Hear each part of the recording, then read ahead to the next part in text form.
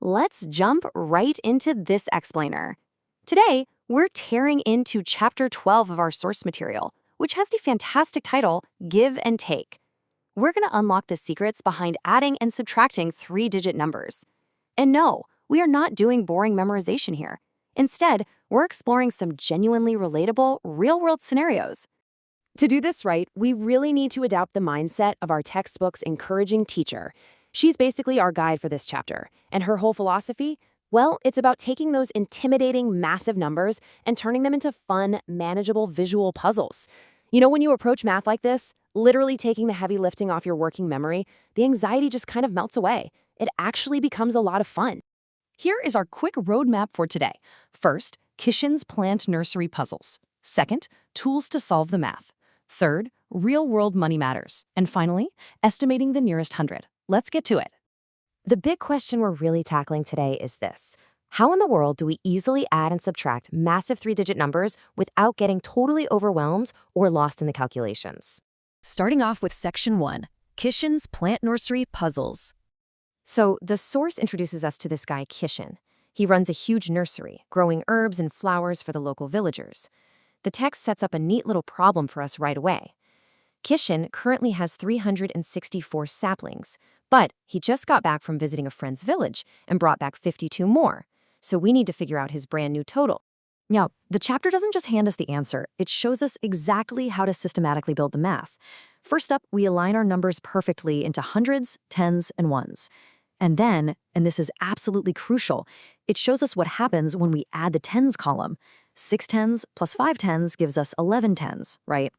The rule here is to take 10 of those tens and combine them. Watch how doing that physically forms a brand new 100 block that just shifts right over to the next column. By adding the 3, 6, 4, and 5 together this way, literally carrying that shiny new 100 over, we easily see that Kish now has exactly 416 saplings. It's super clean, it's highly logical, and honestly, it prevents so many careless errors. Okay, but what happens when we need to subtract? The source gives us another great puzzle. Kish gets a huge order from a local school to deliver 230 saplings. He's already packed 75 of them into an open box, so how many more does he actually need to pack? This is where the textbook gets really clever with the tricky parts of subtraction. If we set up 230 minus 75, we immediately hit a wall in the ones column.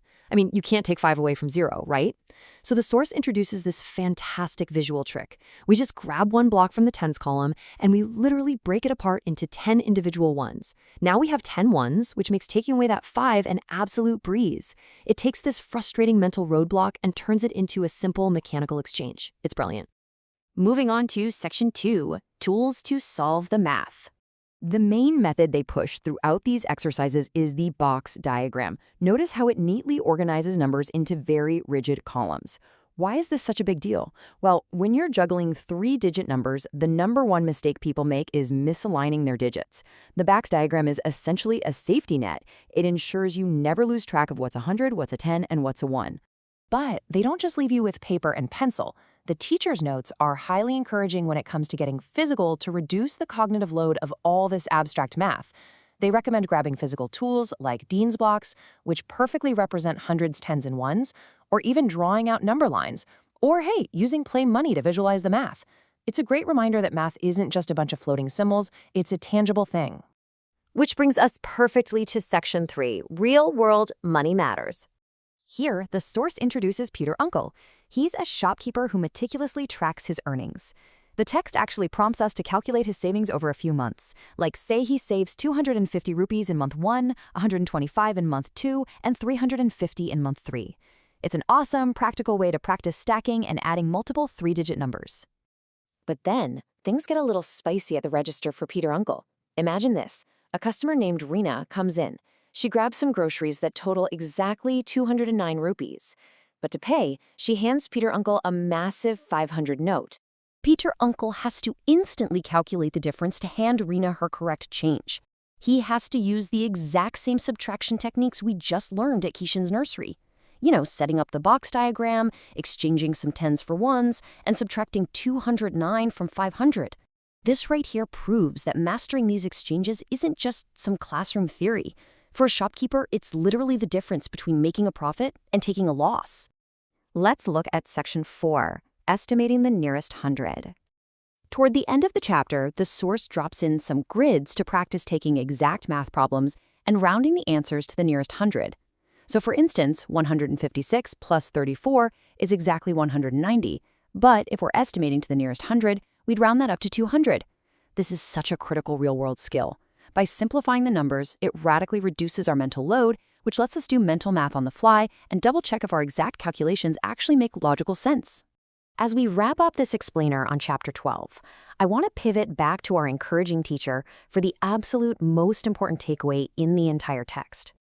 Tucked away in the teacher's notes is this absolute gem: motivate children to draw the problem before solving.